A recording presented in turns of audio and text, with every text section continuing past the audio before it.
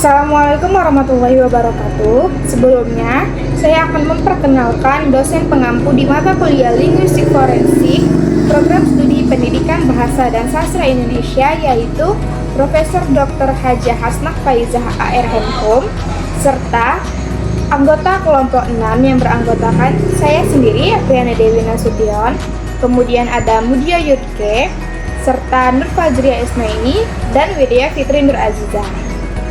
Nah, di sini materi yang akan kami sampaikan ialah peran penting linguistik forensik dalam penegakan hukum.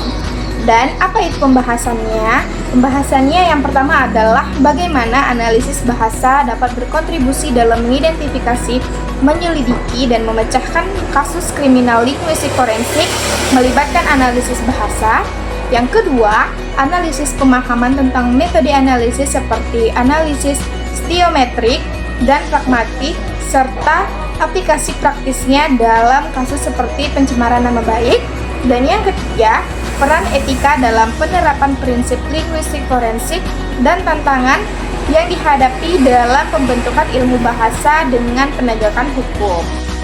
Nah, di sini saya sebagai pemateri pertama akan membahas analisis bahasa dalam menyelidiki dan memecahkan kasus kriminal.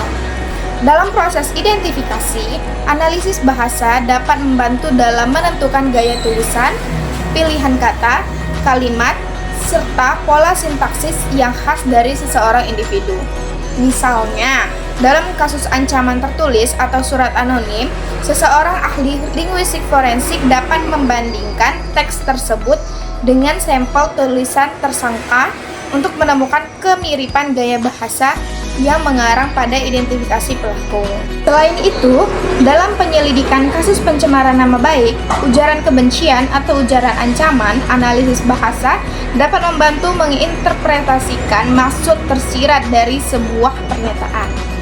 Dengan menganalisis penggunaan metafora, eufemisme, dan sarkasme dalam suatu teks, ahli bahasa dapat memberikan bukti yang mendukung apakah suatu pernyataan termasuk dalam kategori pelanggaran hukum atau hanya merupakan ekspresi opini.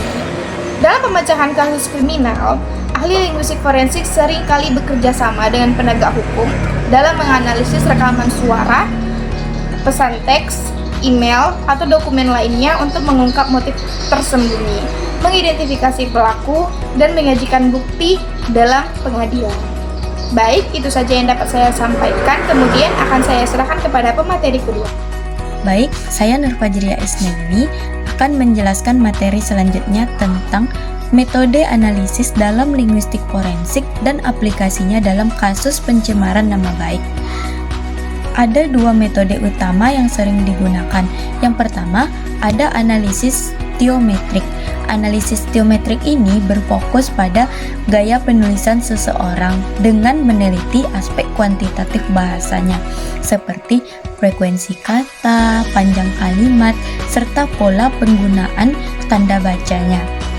Nah, dalam kasus pencemaran nama baik, metode ini digunakan untuk membandingkan tulisan tersangka dengan teks yang menjadi barang bukti, gunanya untuk menentukan apakah keduanya memiliki kesamaan gaya bahasa yang signifikan. Kemudian, analisis yang kedua ada analisis pragmatik. Nah, analisis pragmatik ini meneliti bagaimana makna dalam bahasa dipengaruhi oleh konteks komunikasi. Dalam kasus pencemaran nama baik, pendekatan ini dapat digunakan untuk meneliti apakah suatu pernyataan memang bermaksud merendahkan seseorang atau hanya merupakan pendapat pribadi yang dilindungi oleh kebebasan berekspresi. Itu saja penyampaian materi dari saya. Saya serahkan kepada pemateri selanjutnya. Baiklah, saya Widya Fitri Nur Azizah akan menjelaskan mengenai peran etika dalam linguistik forensik. Nah, dalam konteks linguistik forensik, penerapan prinsip etika sangat penting untuk memastikan integritas dan keandalan hasil analisis yang dilakukan. Nah, berikut adalah beberapa prinsip atau peran etika yang harus diperhatikan dalam linguistik forensik. Nah, yang pertama yaitu adalah ketepatan dalam analisis. Ahli linguistik forensik harus menggunakan metode analisis yang terbukti valid dan dapat dipertanggungjawabkan secara ilmiah. Nah, hal ini berarti bahwa mereka harus terus memperbarui pengetahuan mereka tentang teknik dan algoritma terbaru, serta mengikuti standar yang berlaku dalam bidang tersebut. Melakukan analisis dengan ketepatan juga melibatkan pemeriksaan ulang proses yang dilakukan untuk memastikan bahwa tidak ada kesalahan yang dapat mempengaruhi hasil akhir. Kesalahan dalam analisis bisa berakibat fatal dan mempengaruhi keadilan hukum. Yang kedua yaitu adalah netralitas.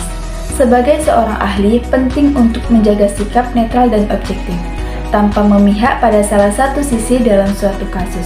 Hal ini juga dapat dicapai dengan mengedepankan fakta dan bukti dalam presentasi hasil analisis. Seorang ahli juga harus siap untuk mendorong posisinya dengan data yang kuat dan tidak terbawa emosi atau opini pribadi. Netralitas ini juga membantu menjaga kredibilitas ahli di mata pengadilan dan mencegah potensi konflik kepentingan. Yang ketiga yaitu adalah kerahasiaan. Ahli linguistik forensik seringkali bekerja dengan data yang sensitif dan bersifat rahasia. Oleh karena itu, menjaga kerahasiaan informasi merupakan aspek etika yang sangat penting. Ahli harus memastikan bahwa data hasil analisis tidak disebarluaskan tanpa izin dari pihak yang berwenang. Selain itu juga, langkah-langkah harus diambil untuk melindungi identitas pihak-pihak yang terlibat dalam kasus tersebut, serta menjaga integritas data dari akses yang tidak sah. Baik, materi selanjutnya akan disampaikan oleh Mudia Yurike. Baik, selanjutnya saya akan menjelaskan penerapan linguistik forensik dalam penegakan hukum juga menghadapi berbagai tantangan. Antara lain, yang pertama yaitu kurangnya pemahaman hukum tentang linguistik. Dan banyak aparat penegakan hukum yang belum sepenuhnya memahami bagaimana analisis linguistik dapat digunakan sebagai alat bukti dalam kasus hukum. Dan yang kedua yaitu ada variasi bahasa yang luas. Setiap individu memiliki gaya bahasa yang unik, sehingga diperlukan metodologi yang cermat dalam membandingkan teks. Yang ketiga yaitu ada perkembangan teknologi dan bahasa digital.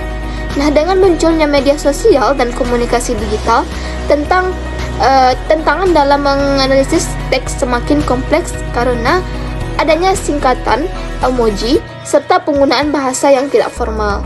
Nah, kesimpulan dari materi yang kami sampaikan yaitu adalah linguistik forensik memiliki kontribusi yang signifikan dalam penyelidikan dan pemecahan kasus kriminal dengan menganalisis penggunaan bahasa dalam berbagai bentuk komunikasi. Nah, dengan menggunakan metode seperti analisis stilomotorik dan pragmatik, ahli dapat membantu mengidentifikasi pelaku dan mengungkap motif kejahatan, terutama dalam kasus seperti pencemaran nama baik. Namun dalam penerapannya, penting untuk memperhatikan aspek etika serta mengatasi tantangan dalam pengabdesian ilmu bahasa di ranah penegakan hukum. Dengan terus berkembangnya teknologi dan metode analisis, linguistik forensik diharapkan semakin mampu memberikan kontribusi yang lebih besar dalam mendukung keadilan. Sekian presentasi dari kami. Wassalamualaikum warahmatullahi wabarakatuh.